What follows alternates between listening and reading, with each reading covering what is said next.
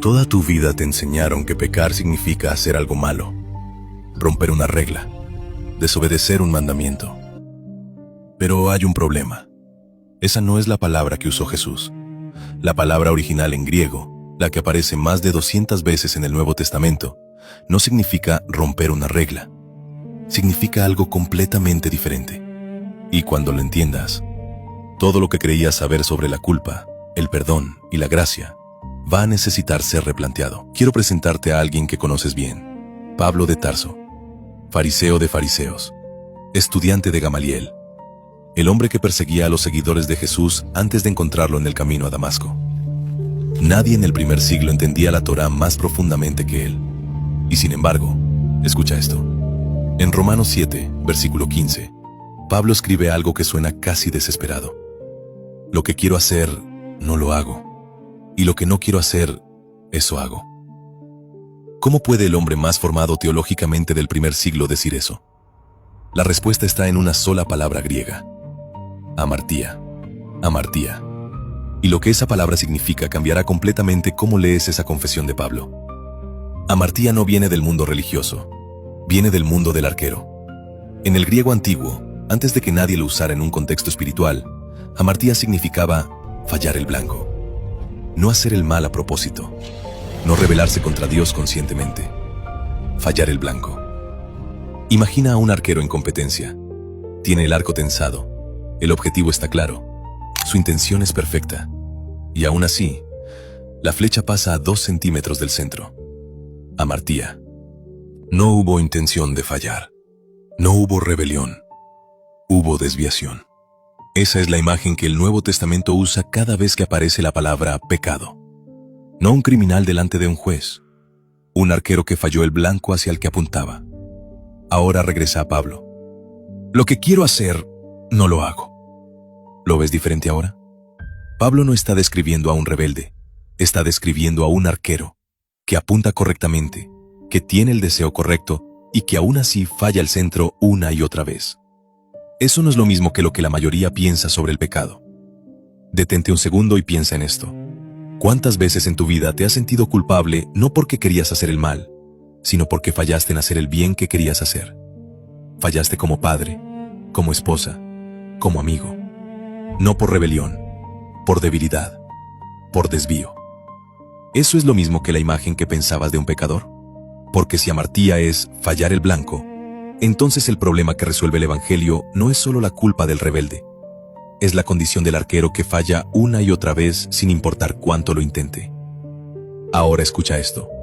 En Juan 1:29, cuando Juan el Bautista ve a Jesús y dice: «He aquí el Cordero de Dios que quita el pecado del mundo», la palabra que utiliza es exactamente hamartía.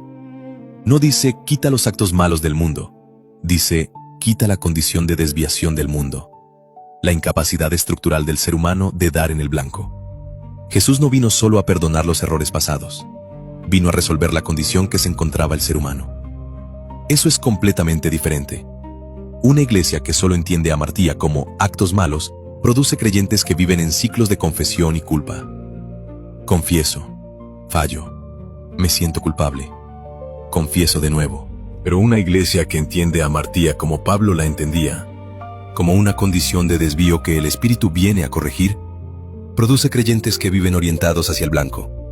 No perfectos, orientados. Y aquí hay algo que casi nadie menciona. Hay una segunda palabra en el Nuevo Testamento que también se traduce como pecado, paraptoma, y es completamente diferente a amartía. Pero si las dos se traducen igual, ¿cómo vas a saber cuándo el texto se refiere a una u otra? Quédate conmigo, porque la diferencia entre esas dos palabras cambia la manera como lees la oración que Jesús enseñó a sus discípulos. El Padre Nuestro. Paraptoma aparece en Mateo 6:14, cuando Jesús dice: «Si perdonáis a los hombres sus ofensas, también os perdonará vuestro Padre Celestial». La palabra que usa ahí es paraptoma, que significa literalmente un paso en falso, un tropiezo, una acción específica, concreta, que salió mal. Amartía es la condición. Paraptoma es el acto específico que produce esa condición. ¿Cuál es la diferencia práctica? Enorme. Paraptoma se puede confesar, se puede identificar, se puede restituir. Amartía La condición de desvío no se resuelve con confesión, se resuelve con transformación. Por eso Pablo en Romanos 12 no dice, confiésate más. Dice, transformaos por la renovación de vuestro entendimiento. La palabra griega ahí es exactamente metamorfosis. No manejo de actos malos. Transformación de la dirección interna del arquero. Volvamos a Pablo en Romanos 7. Lo que quiero hacer, no lo hago.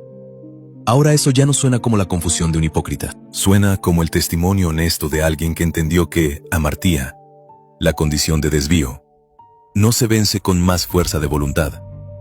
Se vence con reorientación, con metanoia, que ya estudiamos antes, con praus, el poder sometido que estudiamos antes.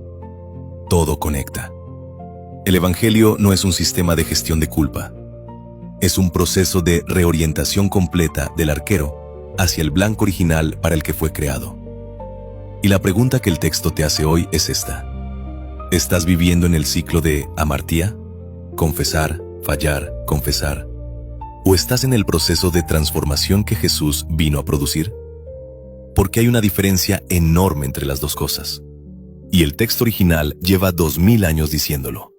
Si este tipo de estudio está cambiando cómo lees la palabra, dale like ahora mismo. Ese gesto hace que más personas encuentren estas enseñanzas y eso importa de verdad.